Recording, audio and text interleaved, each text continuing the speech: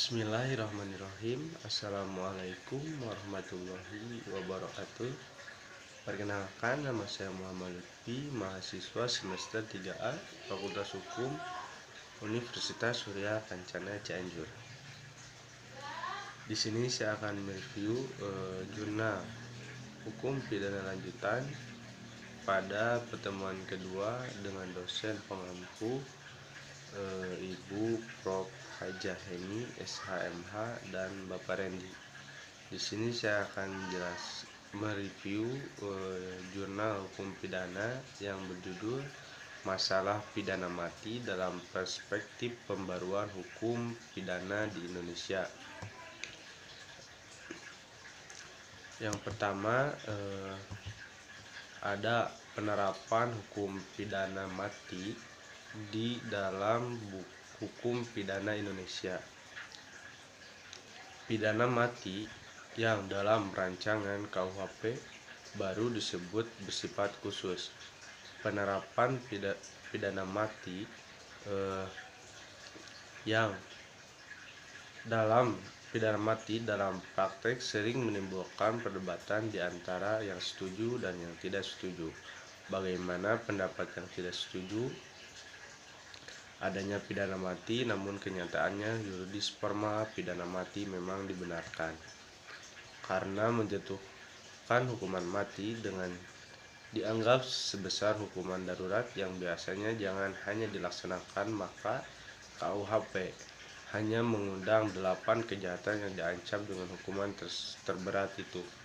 Akan tetapi selamanya alternatif dengan hukum penjara seumur hidup setinggi-tingginya 20 tahun sebagai kejahatan leher atau terpenggal ditunjuk beberapa kejahatan terhadap negara, yaitu pasal 104, pasal 105, 113 ayat 2 dan 124.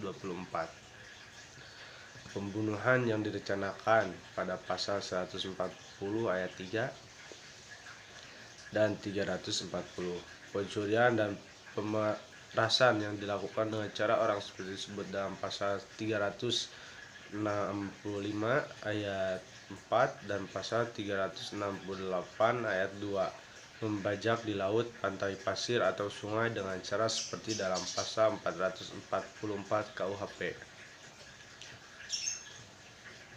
Dan yang selanjutnya di sini saya akan membahas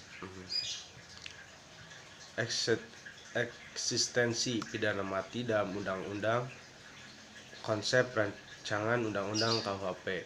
Pertama-tama patut dikemukakan bahwa konsep KUHP atau sistem hukum pidana mati secara alternatif dijatuhkan sebagai upaya untuk mengayomi masyarakat. Dan dalam pasal 88 hal-hal yang perlu diketahui antara lain sebagai berikut.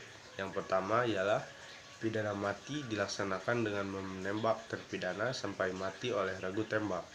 Yang kedua, pelaksanaan pidana mati sebagaimana pada ayat 1 tidak dilaksanakan di muka umum. Dan yang ketiga, pelaksanaan pidana mati terhadap wanita hamil atau orang sakit jiwa ditunda sampai wanita tersebut melahirkan atau yang orang sakit jiwa tersebut sembuh.